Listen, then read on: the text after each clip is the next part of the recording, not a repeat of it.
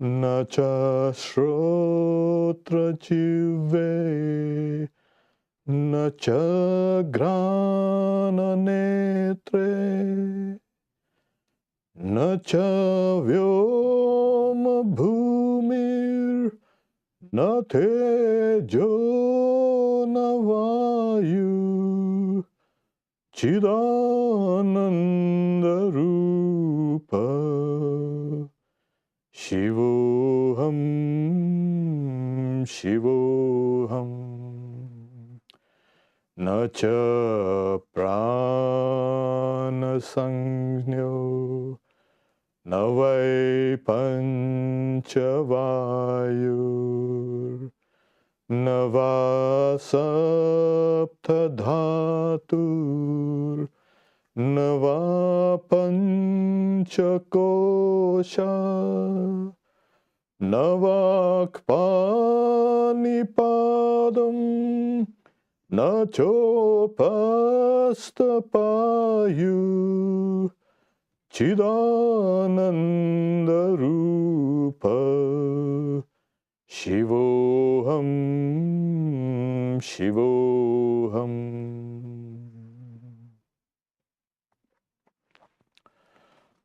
Om. I am neither the mind, nor the intellect, nor the ego, nor the mind stuff. Neither I am the sense organs of ears, or tongue, or smell, or sight. Neither I am space, nor air, nor fire, nor water, nor earth. I am eternal bliss and consciousness. I am Shiva. I am Shiva. I am neither the vital force, nor its manifestations in the body, neither the elements of the body, nor its 5 sheaths. I am neither the hands, nor feet, nor tongue, nor any other organs of actions. I am eternal bliss and consciousness. I am Shiva. I am Shiva. These are the first 2 stanzas in the hymn called Nirvana Ashtakam, the 8 verses on Nirvana, written by Shankaracharya. It is, in a way, denying what you are not and affirming what you are. And let's put it like this. This philosophy is the end of all philosophies. It has taken away all philosophies.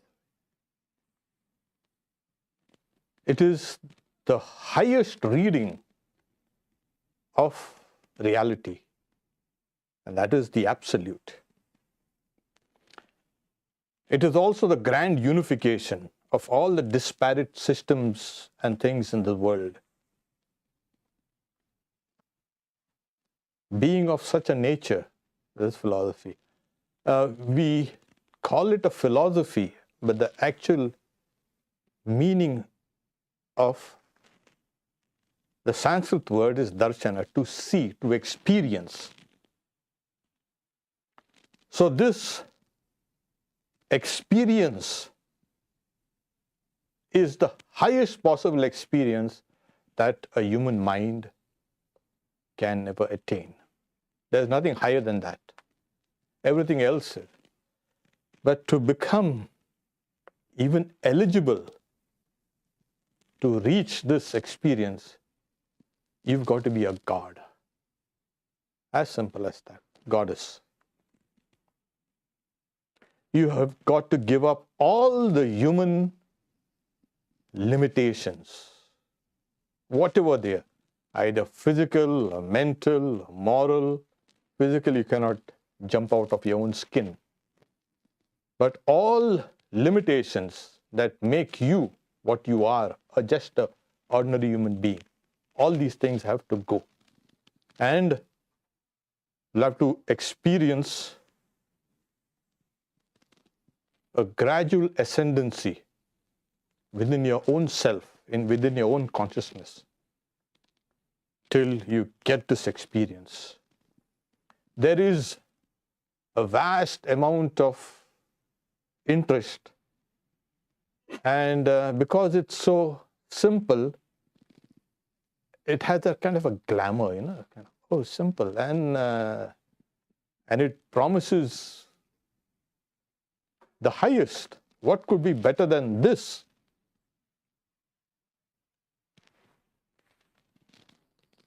But to attain, as I said, this state, one needs a lot of preparation. As I said, it is to see, darshana, to see, to experience. And it's not just an armchair philosophy. You read something, oh, it's nice, and let it go. Or you might discuss it something. So in Vedanta, the theory and practice is one. You cannot have both these things separate. You might read the philosophy of Plato. Yeah. And so many people have read the philosophy of Plato, and it's just a philosophy. When you come down to this, so first is eligibility. Are we eligible for this? Now, according to Swami Vivekananda, everyone is eligible for this. You can, all of us can start. But there are certain preconditions to attain the higher, you can say, eligibility. As souls, as human beings, yes, we are all eligible because we are conscious beings with this self-consciousness which is there within us. So for this, we are eligible. We can understand. But when we come down to the details, and they say the devil is in the details, it becomes extremely, extremely tough going. It's not anymore a speculative philosophy. It is a practical philosophy. I remember a long time ago, I was reading a book called Practical Vedanta by Swami Vivekananda. And another colleague of mine, learned person, was asking me, oh, what's this practical? I've heard of Vedanta, but I've never heard of practical Vedanta. I said, that is where you got stuck up. So the Vedanta is practical. And Swamiji, all through his life, he demonstrated the fact that, yes, this can be experienced. And it's not just a final experience. As you proceed, you keep on experiencing higher and higher levels of your own self. What is your own self? It is the reality. Now it's very easy to embody things we do not understand, things which are powerful as gods and goddesses. In this philosophy, you've got to brush all of these aside. And you have to embody this philosophy within yourself now. That you are that divinity that you have been seeking for, not outside.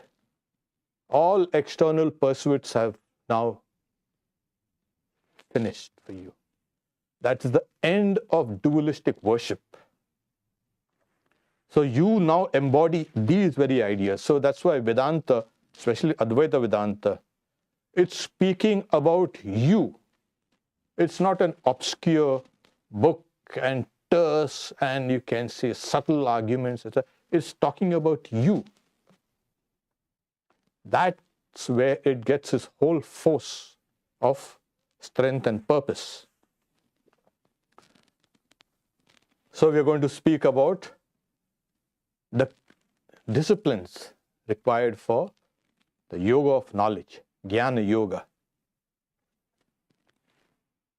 Yoga, as we've seen, means to yoke. Now, depending on your perception, your own perception, what you are, will be that perception of the deity, of the goddess or god or whatever.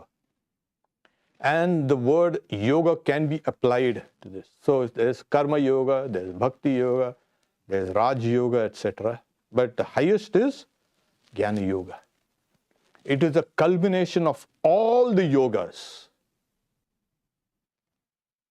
So the very first thing is the Vedanta starts with adhikari, that is the eligible aspirant. And I'm going to use a few technical terms. Don't be frightened with the terms, I'll translate them. First is they delineate the goal to be reached. It is Brahman. Okay. Now, to us now, Brahman is just a word. And that word has to be made now real, in the sense of it has to be part of our consciousness. And for that, you need to have a certain practices put into your life in order to enable you to have that Brahman consciousness. So the first series of criteria are put forward by Jnana Yoga. It is the competent student is an aspirant. Okay, so that's the first thing. It is a person, he may be competent, but if that person or she is not competent and not an aspirant, it makes no sense. So you've got to have competency, which we have. And then you got to aspire to make that which is abstract, real, concrete. So the first thing is, they give a long list of, the person must have studied the text of Vedanta. Now those are endless, you can say, in number. The large number of them. But it reminds me of, Swami Vivekananda and Girish Chandra Ghosh discussing. So Swamiji is saying, so Girish, aren't you interested in the study of these? They were studying the Vedas, commentary on the Vedas, saying, by the grace of Sri Ramakrishna, he touches the book, the book of the Vedas to his head, and saying, by the grace of Sri Ramakrishna, I have crossed over these mass of literature and I've gone on the other side. So we don't need to go to that endless, you can say, literature. Take what is essential. And Sri Ramakrishna says, Brahman alone is real. The universe is unreal. And Shankaracharya adds to it. In fact, it was Shankaracharya's original. The jiva, the individual soul, is nothing but Brahman. Now this is something which escapes any kind of understanding of ordinary people. How can this, the individual soul, be the Brahman? But this is what you got to hold on to. Brahman alone is real. The universe is unreal. And the individual soul is nothing but Brahman. It's an impossibility. And Vedanta understands this. They say asambhavana vritti, that It's impossible. That is the first hurdle. And then what we have also is, no, I'm just an ordinary human being. I'm just so and so, so and so. You keep on thinking the opposite. The first is the impossibility, asambhavana vritti. And then viparita, that is thinking oppositely. Both these things have to be tackled first. First, the opposite way of thinking has to be corrected. And then the impossibility of this also has to be first clarified through hearing the scriptures, thinking about it deeply, and meditating on it. So these three are essential. Hearing, shravana, thinking deeply, manana, and then we have something called nididhyasana, that's the meditation on it. Because ordinarily, this jnana is not sensory knowledge. It is super sensory knowledge. That's the reason why there's a kind of a resistance. Oh no, it's just impossible. How can I be? How can I be so and so? No, I cannot be. I am myself. Yeah. Then find out what you are. So that's the first qualification. And then they say, so you have to have a general comprehension of the goal and about yourself. What the Vedanta is telling you is this about yourself, like I said. So you have a general comprehension. What am I composed of? I appear unitary, but I am made up of different systems all working together. So once this is done, you have a general conception about this is what the reality is being delineated, and this is the reality which is there within me is also being pointed out. And then this aspirant, another word used is pramata. Pramata, one whose life is based on truth. Pramana is something which we have called true cognition. So when you say pramata, it means something like, yes, this is he or she is living a life based on truth. That person has avoided all actions which are prescribed. And also, he does not perform actions which we have a desire behind it, a desire for heavens or immortality, that temporary immortality. That also is not there. And then he said, he performs his daily obligatory duties, he or she. And slowly, then he's saying, through all these practices, that mind has become pure. This is something that has already been discussed in many of our these classes. That Sri Ramakrishna also says that when we have finished off with a lot of our karmas related to the world, the mind is then directed towards the reality. Otherwise, you're weighed down with all these burdens of life. So what does such a mind do? It will go towards the reality. And then it's like a thirst. It's a desire to know that will impel you forward. And then that person has done all his daily obligatory duties, which also includes practice of japa and meditation, etc., etc. It's mentioned like tapasya, austerities. And also upasanas, that is meditations. The word upasana itself is going and sitting nearby, making that object yours.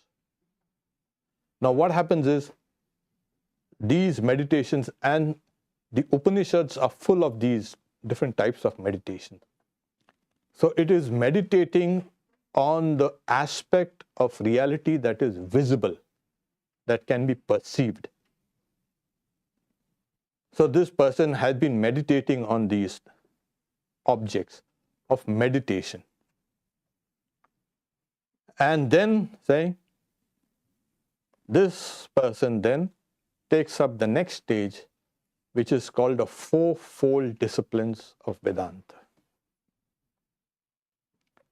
Now these are the benchmark, and you can say, these are the essential things necessary to become an aspirant for this knowledge yoga, Jnana Yoga. So what are these? They are first the discernment between the real and the unreal. Everything is real to us, and the reality, what the Vedanta speaks, is unreal for us now. That whole thing has to be changed. Everything that is transitory, everything that undergoes modification, everything that is within time and space is unreal. This is the first thing. So you keep on discerning. Now what is real within us? You start with this idea that you hold on to your consciousness. The consciousness is like that unflickering light which throws up all this phenomena. So you keep on holding on to this, the real aspect there within you. And this is how we proceed. And then you start, oh, this is the waking state, and in the waking state we have so many things, objects, etc. And most of these objects are a kind of relative, etc. You keep on trying to now hold on to your consciousness only and letting go of all the other things, as thinking them as unreal. When you say unreal, it doesn't mean a mirage or an illusion. It just means that these are transactional things that we undergo. We kind of interact with them. These are just transactions that we have. These transactional realities are not permanent. So that's the reason why it's called a Vyavaharika. That is the relative world, relative existence. Everything within us is nothing but kind of a bunch of relative things. Then the next is give up all desires for heaven and even of this earth. This comes with the idea that I am here and this whole world is kind of meant for my experience. The world is not meant for your experience. If the world was meant for you, you also meant for the world. So there you get caught. So it's called Iha Mutra Phala Bhoga Viraga. You keep on doing things like a karma yogi does. Just fix the mind on work and letting go the results of things. It's your duty. You keep on working. That's it. And then we have the sixfold treasures. Shama Adi Sat Sampatti. Now these are real treasures. We'll go into it one by one. And the fourth one is the desire for liberation.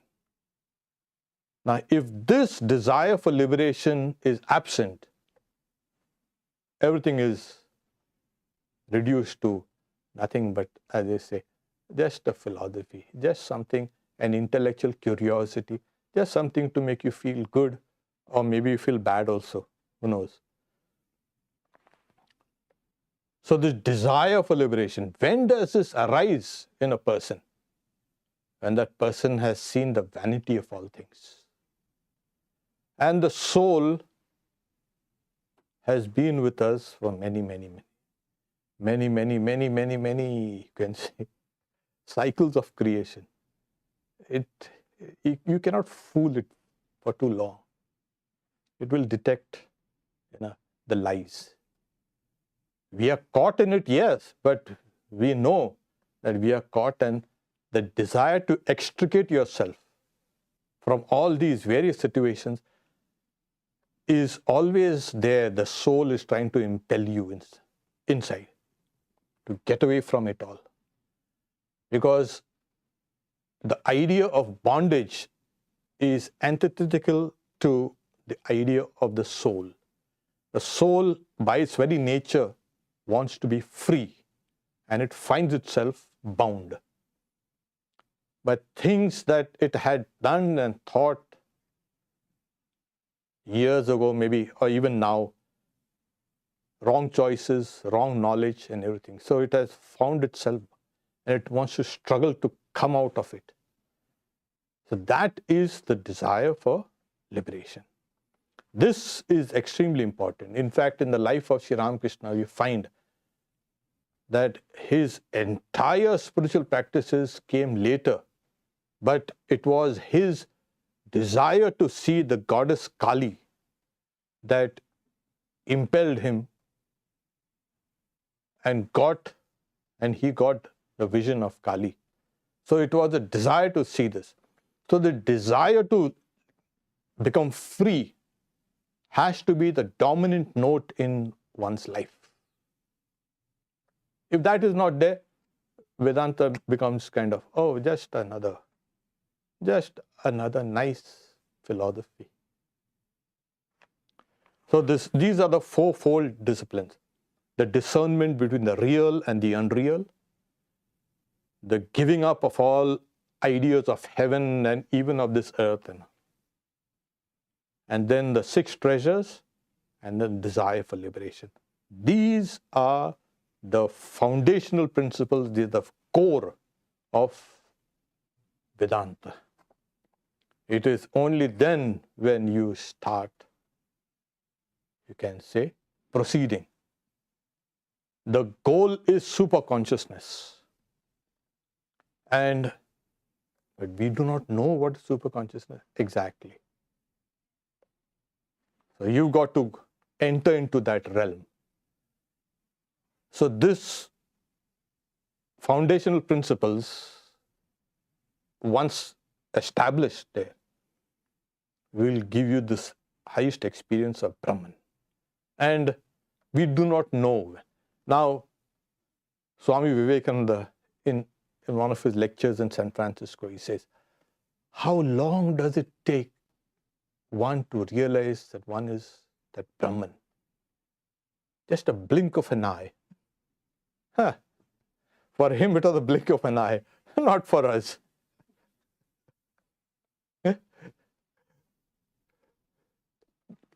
Sri Ramakrishna's teacher, Totapuri, when he saw his student has entered into the highest samadhi, what divine Maya is this? Saying, it took me 40 years of hard work to attain the student in 3 days. Of course, any teacher will be glad to get such a student.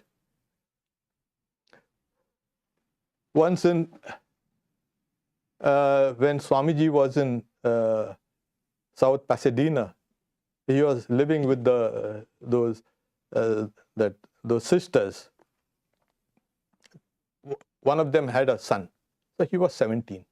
His name was Ralph. So saying, Ralph, can you see your own eyes? No, I cannot see my own eyes. Same way with this reality of God. You cannot see it. you can with the help of a mirror. You can see your eyes. Okay, so this Vedanta is then like a kind of a mirror. Now you can see yourself. Now the whole idea is, in Vedanta, even the seeing, the duality of the subject and the object finally has to go. Because as long as you have the seer, the object seen, there will be the process of seeing also. The seer, seeing, and the seen. All these three things have to melt. How is that possible? Yes, it is possible. So we have seen, we'll discuss the 6 treasures of what is called the Vedanta. The first is Shama. Well, Shama, Adi, Sat, Sampatti. The 6 treasures. People, they go in for so many, let's go for the treasure hunt and let's go for this hunt and that hunt. Yeah, but these are the treasures Vedanta says that one must have. So Shama is, they say, is the restraining of all outgoing mental faculties, propensities, they say. Now this is something, suppose you curb every time the mind runs out, curb it, bring it back in. Hit it and bring it back in. Now that is something that is extremely difficult. Because they say that the natural propensity of the mind is to cognize objects. That has to go. So you can understand the amount of strength that's required. Now, it could seem like, okay, it has to be kind of, all your senses, etc., has to be completely curbed. It doesn't have to go out at all. No. Except when you are hearing, reflecting, and meditating. These 3 things have to go on continuously. You hear the sacred text, think of the meanings, and then meditate on it. So Sri Ramakrishna also says, you get one type of knowledge from reading. You get another type of knowledge from hearing the same thing. That's slightly better. And a different type of knowledge of the same category arises when you meditate on it. So that's why meditation brings you a special type of that knowledge which is inherent in that object. That's the reason why they say, pay attention. The moment you pay attention, you see that particular thing in a different light. It's a mind. So you have to keep your mind on that hearing, reflecting, and meditating. Curb everything else. Shama.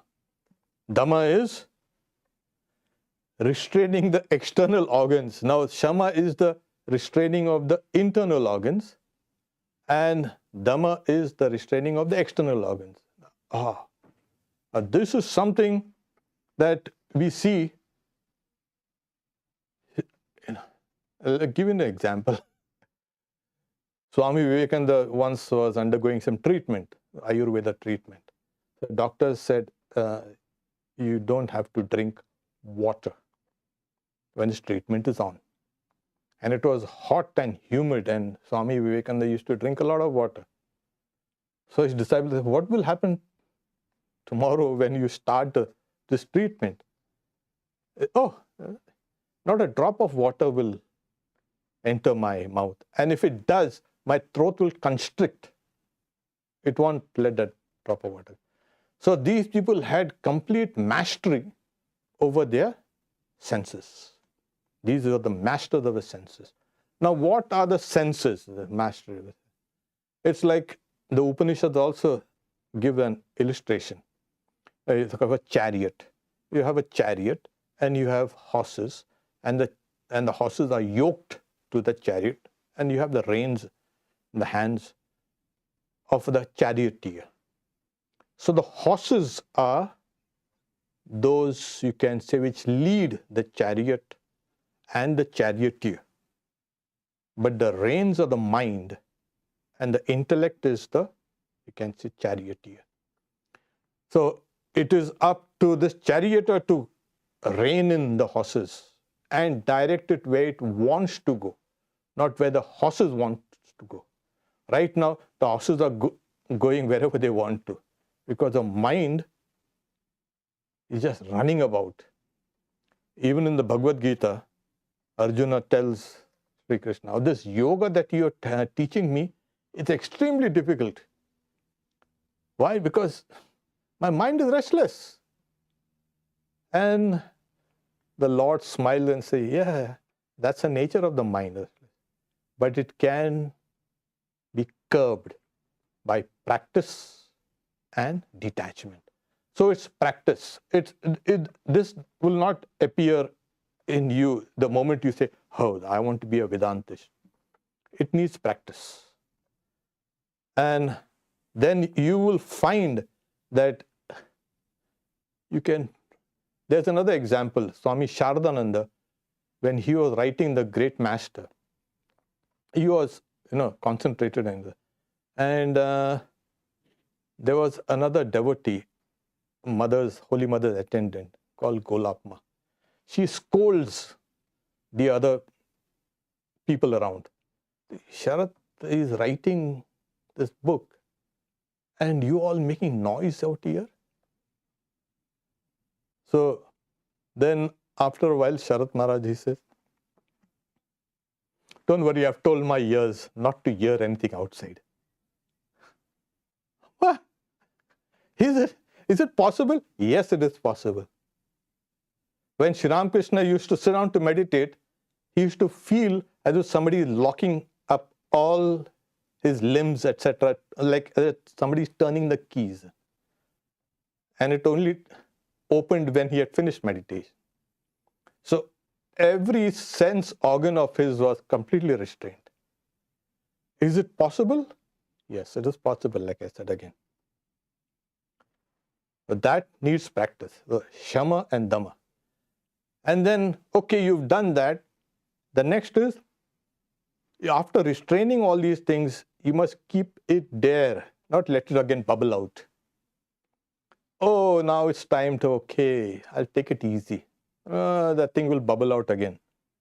And it will lead you somewhere else. So what we have is Shama Dhamma Uparati. It's withdrawing and keeping yourself focused within. Again, this can happen only when the vaster dimensions within you are open. Because right now we have a kind of a one-dimensional view of ourselves. Oh, I've just got this. Then you will find, oh no, I've got these various inner dimensions. These inner dimensions are very vast. So when you withdraw your senses and keep them within, you will find enough space to keep them there.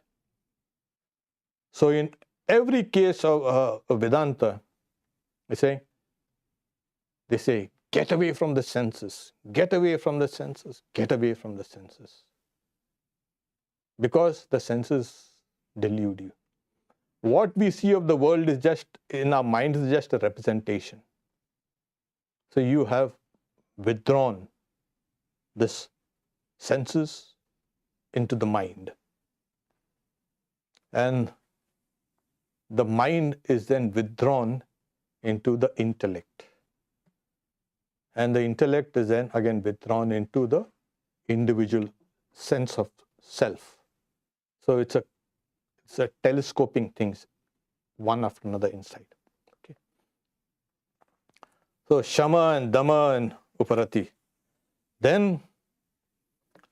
But then, you're subject to, since you still have a body, you feel a body, yeah, of course.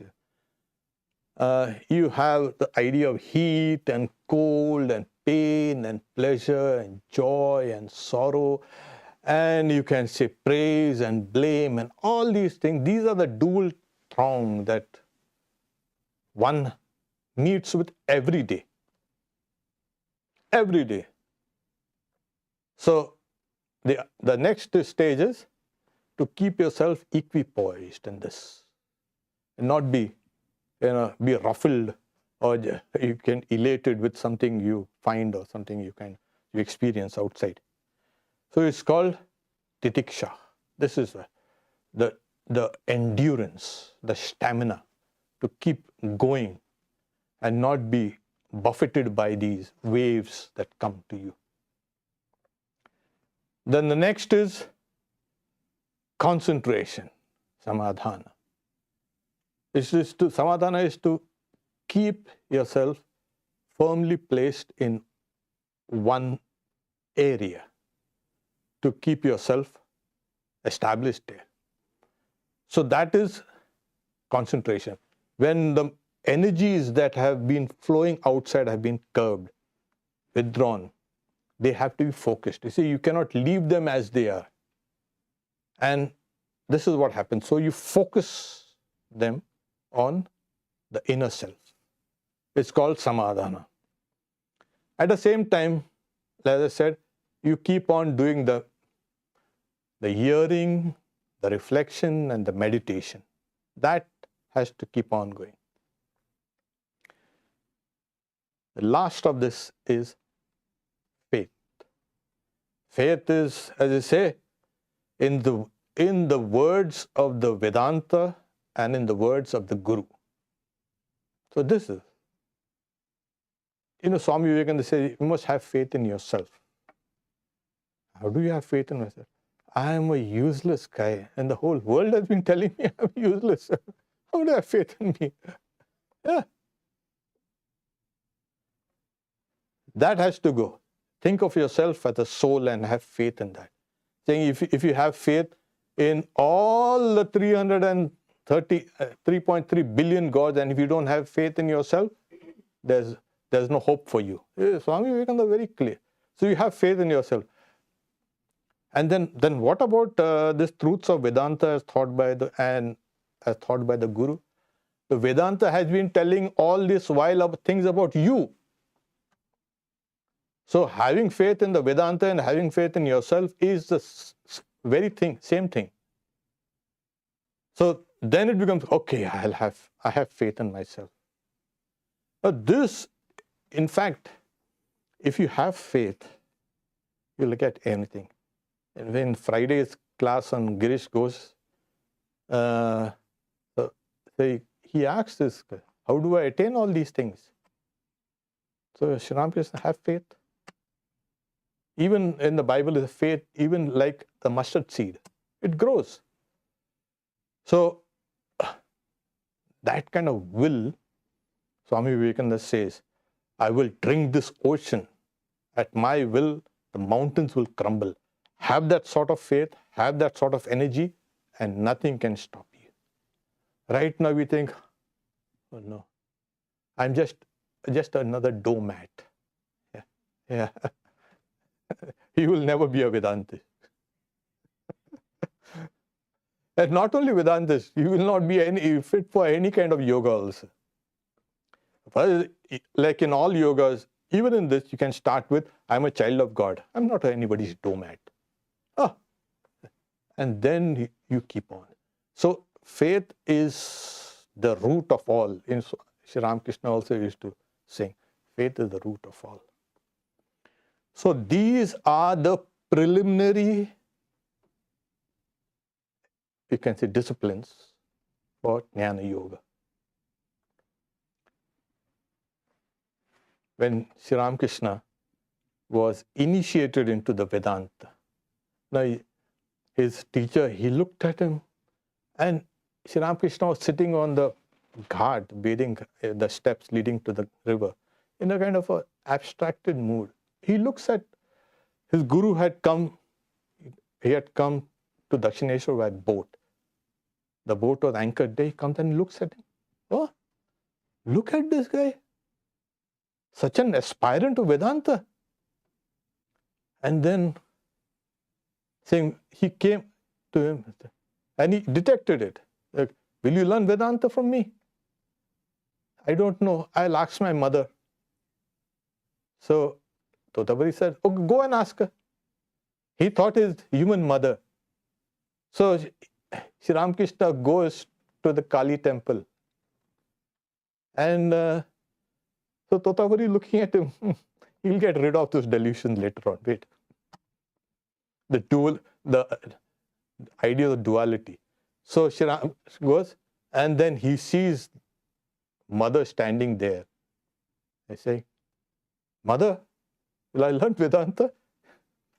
And the Divine Mother says, yeah, that's the reason why I brought him here, so that you learn Vedanta. Then he comes, I learn Vedanta. And then his guru smirks a little. Okay, come. Even when Sri Ramakrishna used to, clap his hands, and sing, his guru said, what are you doing? You're doing those chapatis, those rotis, Indian bread, flattened, you can say bread, unleavened, flattened. So why are you saying this? I'm singing a song and I'm making chapatis. But Sri Ramakrishna recommended that you clap, we are going in a different direction, but he said clap. When you sing and all, saying why? This is the best way to remove off karma. Plenty people, oh, I've got so much karma. Clap while singing bhajans and all, and it will go. In fact, Sri Ramakrishna recommended that clapping and singing to one of his disciples, Yogananda. Saying that will, like the birds that come and you can say sit on the tree. Sins come and sit down on this tree of the body, and clapping will drive them away. So you are saying so many people in Calcutta, they are singing, but their sins are not going away. But then let me try it. He did, and he found it successful. So, and then Sri Ramakrishna asked him to do the preliminary rituals meant for Vedanta, which he did, Sri Ramakrishna. Then he said, at the appointed time, come in that grove of 5 trees. He goes and he initiates him. And then he gives him the dikta, the sacred symbols of Vedanta. And saying, now meditate on that. And Sri Ramakrishna is meditating on it. And as he is getting deeper and deeper within himself, he's seeing the luminous form of the Divine Mother. And she's so beautiful. And he is just, entranced with that vision. And then he comes out of meditation. No, I can't do that. Every time I go deep, I see the form of the Mother. And his guru said, what? You cannot do that? And he searches on the floor of that small kind of small cabin type. That has been kind of destroyed now due to time. They are rebuilding it. So he found a shroud of broken glass. And he pierces it in the center of his eyebrow, here. And he pierces it so hard that his skin breaks and it's bruised. He meditates here. And then Sri Ramakrishna, again, he sits down to meditate and meditates. And then when he sees the form of the Divine Mother, that's the last form of that, the dual, you can say, reality, I and the Divine Mother. And he takes a sword of knowledge and cleaves her into 2. And then his mind rushes into the absolute. And his guru sees, oh, he's gone. So he waits, he closes quietly the door, let him meditate inside. Let him experience that state. He sits outside in order to guard the body that Sri Ramakrishna has now meditated. What about food and drink? You don't need any food and drink in that state. You think the body has become, as you say, our master. Every time we want a little, so the body can be transcended. In the deepest state, the body is transcended. The body actually shows signs of death. There is no life inside. So he sits down and he peeps in, he's still at it. Whoa. And then 3 days, after 3 days, he comes and sees, oh my God. Then he brings his mind down. He uses some mantras and brings Sri Ramakrishna's mind down from that state. And that's the time he's saying, I spent 40 years and he got it in 3 days. And this is Sri Ramakrishna's experience of that Brahman. So in that state, like I said, the 3 things, the meditator, act of meditation, and the object of meditation, they all dissolve. In what? In that reality. So that is absolute reality. So then what happens? You cannot experience that now. You cannot say, I've experienced that. You become that. So this is final experience. You start off as you are already, you've given up your human limitations, you have become godlike. Then you start your Vedanta. And at the end, you become that. Okay. Om, peace, peace, peace. So we'll take up some of the questions. Can you elaborate more on how we go about developing a strong sense of self-belief, especially during these times of hardship? Yeah. First is, hardships will come. Face them. Don't run away. And as you keep on facing them, of course, don't blame the hardships, the agent of the hardships or the circumstances. As you keep on facing, you will get a lot of self-confidence. Oh, I could have done this. I have done this.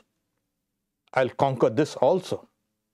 So this gives you that kind of faith in yourself. So this is important. That how many hardships there are?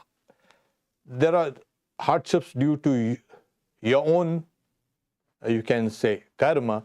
The hardships according to the karma outside. But face them. Take responsibility, and then you will start with. Secondly, now and then you must think of yourself as a soul. You have to shift your center of gravity from your culturally defined or your karmic identity and come and think of yourself as a soul. This will give you a lot of, you can say, mental strength. Yeah, the soul is imperishable. In fact, in the Bhagavad Gita, you find Arjuna, he was so depressed. And then Krishna starts teaching him. And the first thing that he says, okay, he gives him the doctrine of the soul. Why do you think that you are going to be killed or you are going to kill others? The soul is beyond all this killing and being killed, etc. So read this, the doctrine of the soul. And that's the reason why the Vedanta says hearing, reflecting, and meditating on it. Okay. So this is, do you have any questions here?